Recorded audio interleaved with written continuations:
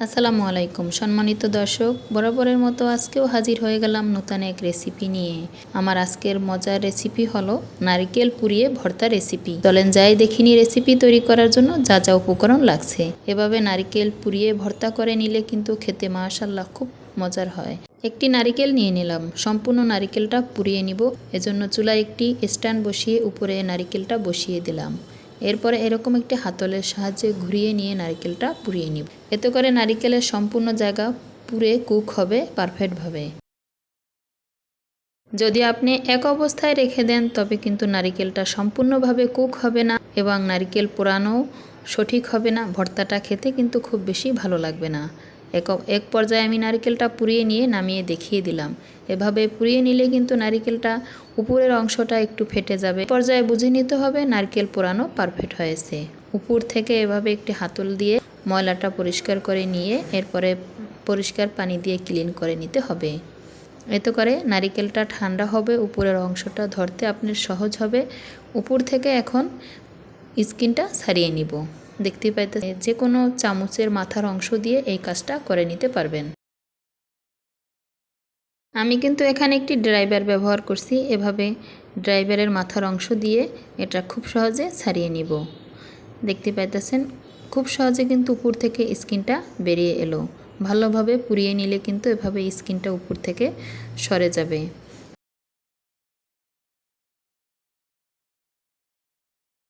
কিছুটা উপর থেকে স্কিন ছাড়িয়ে নিয়ে ফাটা অংশ থেকে পানিটা বের করে একটি পাত্রে নিয়ে নিলাম।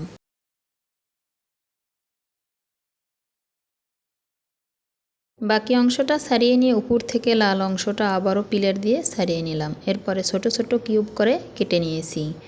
এখানে কিছুটা কাঁচামরিচ, শুকনা মরিচ, বড় দুইটি পেঁয়াজ, ছোট এক টুকরা আদা কেটে নিয়েছি। আপনারা এখানে মরিচের পরিমাণটা আপনাদের পছন্দ মতো নিয়ে নেবেন।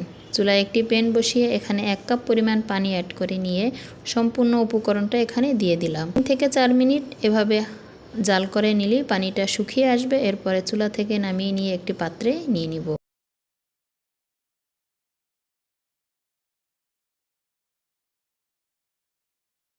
সম্পূর্ণ উপকরণ ঠান্ডা করে নিয়ে এরপর একটি ব্লেন্ডার জার নিয়ে ব্লেন্ডার জারে দিয়ে দিব আগে থেকে কেটে রাখা নারকেল।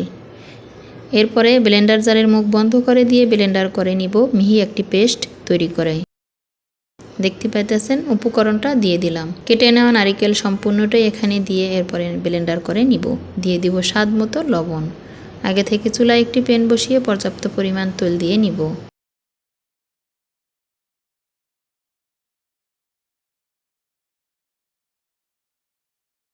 তেল গরম হয়ে আসলে এখানে দিয়ে দেব 3 থেকে 4টি শুকনো লঙ্কা মাঝখান থেকে কেটে, হাফ চামচের একটু কম পরিমাণ জিরা ও একটি বড় সাইজের তেজপাতা। হালকা আঁচে একটু নাড়াচাড়া করে ভেজে নিয়ে ব্লেন্ডার করে রাখা নারকেল এখানে অ্যাড করে দিব। এরপরে আলতো হাতে নাড়াচাড়া করে চুলার আঁচ হালকা টু মিডিয়াম আঁচে রেখে উল্টিয়ে পাল্টিয়ে নাড়াচাড়া করে নিব প্রায় 5 থেকে 7 মিনিটের জন্য। এরপরে চুলা থেকে নামিয়ে নিব। যে যেখান থেকে আজকে রেসিপি দেখছেন চ্যানেলটি সাবস্ক্রাইব করে বেল আইকন অন করে রাখতে পারেন যাতে আমার নতুন ভিডিও সবার আগে আপনার কাছে পৌঁছে যায়। একটি লাইক ও কমেন্ট করে আপনার মূল্যবান মতামত জানিয়ে দিতে পারেন।